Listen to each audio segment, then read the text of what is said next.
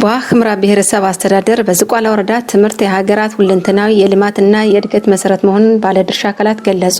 የዊክ አንደኛና መካከለኛ ደረጃ ትምህርት ቤት የ8ኛ ክፍል ተማሪ አበሩ ጣፈጣና ተማሪ ብሩክ ሲሳይ ክልል አቀፍ ፈተና ተፈታኝ እንደመሆናቸው መጠን የተሻለ ውጤት ለማስመዝገብ ለትምህርት ግብዓት የሚያስፈልጉ ቁሳቁሶችን አሟልቶ በአዲስ መንፈስ ትምህርት በመጀመራቸው ደስተኛ መሆናቸውን ተናግረዋል። ለመማር ዝግጁ ነኝ። ደፍተሬንም የትምህርት ቤት ማተሪያሎች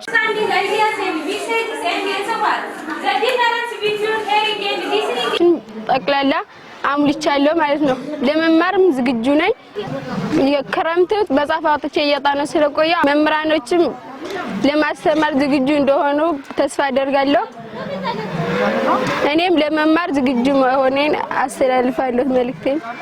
እኔ ክረምቱን ትምህርት ለመማር ስዘጋጅ መጽሐፍ አውጥቼ እያጠናሁ ነበርኩ። አሁን ደግሞ መስከረም 5 2018 ትምህርት ሊጀመር ስለሆነ የትምህርት ቤት ቁሳቁሶችን በማሟላት ትምህርት ቤት ላይ እገኛለሁ። የሚኒስትር ተፈታኝ ስለሆንኩ ጥሩ ውጤት ለማምጣት በእቅዴ መሰረት እሄዳለሁ።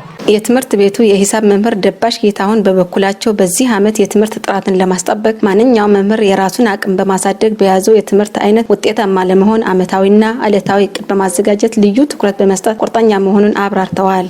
እኛ በዚህ ዓመት ተማሪዎችን ለማብቃት እያደረግን ያለነው ጥረት የመጀመሪያው ማንኛውም መምህር እቅድ ማቀድ አለበት ነው። የዓመታዊ እቅድን በማቀድ የተለያዩ ክበባትን የዲፓርትመንት እቅዶችን በማቀድ መምህር ሁሉም የተዘጋጀ ነው። ለዛ መገለጫው መምህሩ እያንዳንዱ በራሱ እጅ ዓመታዊ እቅዱን ይዞ ዕለታዊ እቅዱን ይዞ አሁን ክላስ ይገባል። ያን በኋላ ማየት የሚቻል ነገር ነው። ከዛ በመቀጠል ተማሪዎች በየትኛውም የትምህርት አይነት መውደቅ የለባቸው መፈክር የተነሳ ነው። ማንኛውም መምህር ያቆን በማብቃት አለበት። ለዛም ያነሳሳቸው ነጥቦች አንደኛ በዚህ ዓመት ልዩ ትኩረት ሰጥተን ድጋፍ ማድረግ አለብን ነው። የድጋፍ አይነቶቹ ለሴቶች አለ፣ ለሁሉም አለ፣ ለደካማ ተማሪዎች ብለን በመለየት የተለየ ድጋፍ መስጠት መቻል አለብን በሚል ነገር ተነጋግረንበታል። ይህንን እውን እናደርጋለን በሚል ነገር ነው የተነሳ ነው። ይህንን ተማሪዎችን ለማብቃት የመምህራን ትልቁ ሚና ምንድነው? በራሱ ዕውቀት በራሱ የትምህርት አይነት አውቆ የተነሳሳ መምህር እንዳለን 100% የምንገልጸው።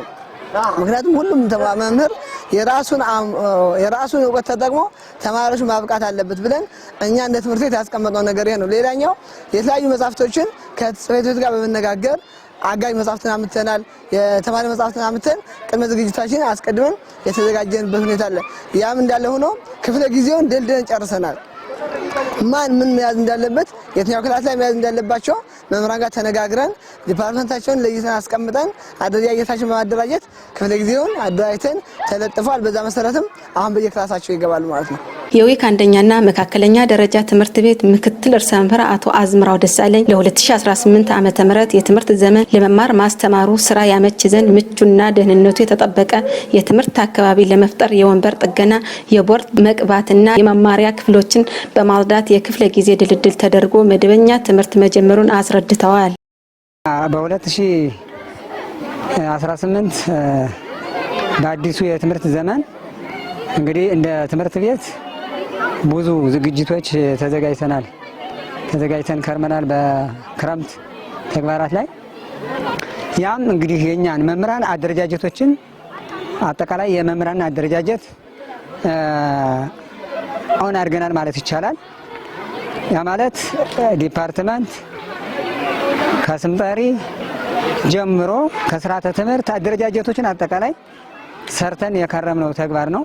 ጎን ለጎን የክረምት ሌሎች ተግባራቶች የወንበር ጥገና፣ አጠቃላይ የቦርድ መቅባት፣ የክላስ መጥረግ፣ እነዚህን አጠቃላይ ክረምት ላይ የተሰሩ ተግባራቶች ናቸው።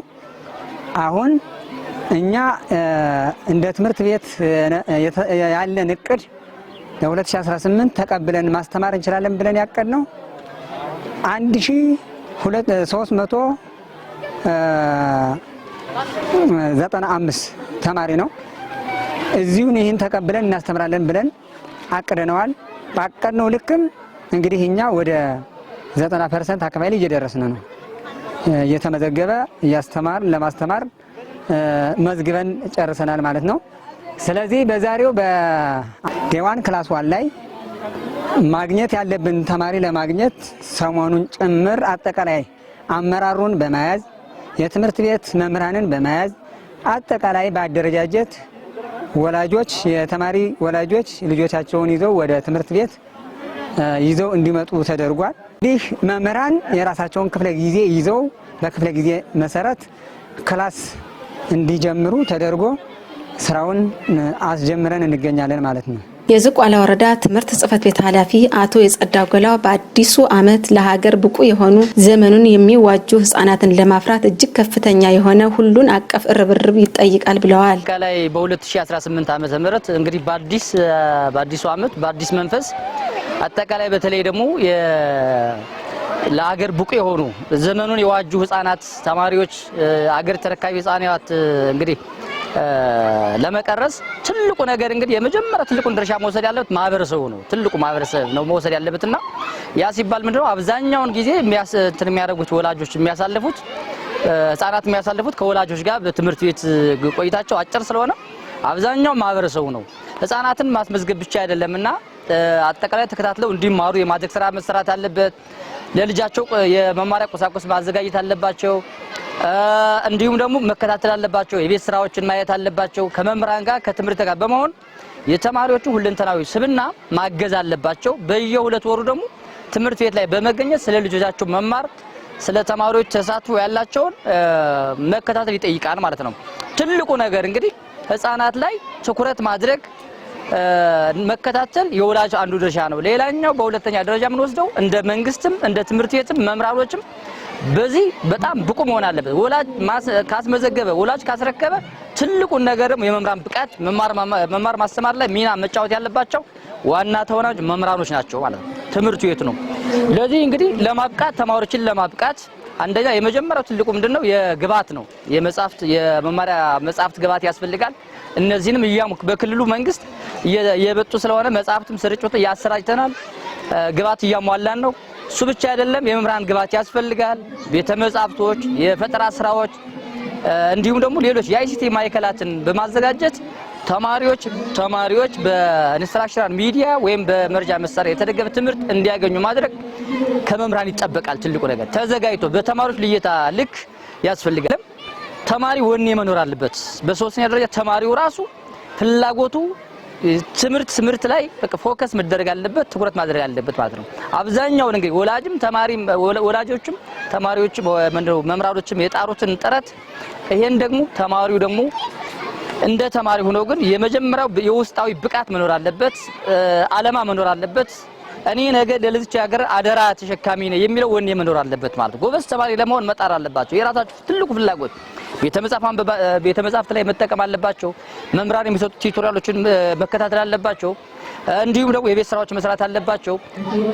ከዚህ በዘለለ ደግሞ በፕሮግራም ደግሞ ቤታቸው ጋር ከሄዱ በኋላ ደግሞ ጥናት ማጥናት አለባቸው። አብዛኛውን ጊዜ ወደ ጨዋታ እንዳያዘነብሉ የተለያዩ ነገሮች ላይ እንዳያዘነብሉ ይሄን ግን ተማሪው ጋር ፍላጎት ይኖረዋል ማለት ነው። እንግዲህ እንደ ጥቅል እንደ መንግስት ስናይ ትምህርት ቤቶችን አጠቃላይ ለመማር ማስተማር ምቹ መደረግ አለበት ብዬ ስለማስብ ማለት ነው። በቃ አሁን አብዛኛውን ጊዜ ምንድነው በእኛ እንደወረዳ ወደ 6 የዳስ ትምህርት ቤቶች ነበሩ። እነዚህን አሁን ወደ 2ቱን ቀይረናቸዋል። በመንግስታዊ ባልሆኑ ድርጅቶች ቀይረናል።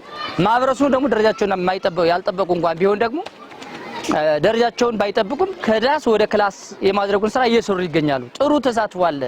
መነቃቃት አለ ማህበረሰቡ ጋር። ይሄ መመስገን የሚገባው ነው። ቀጥለን እንግዲህ አሁንም ደግሞ በተለይ ደግሞ በዓለም አቀፍ የገንዘብ ድጋፍ የሚገኙ ፕሮጀክቶች ላይ በርከት ያሉ ወደ 17 ፕሮጀክቶች ትምህርት ቤቶች እየተሰሩ ይገኛሉ። ከአጥርም ጀምሮ ማለት ነው።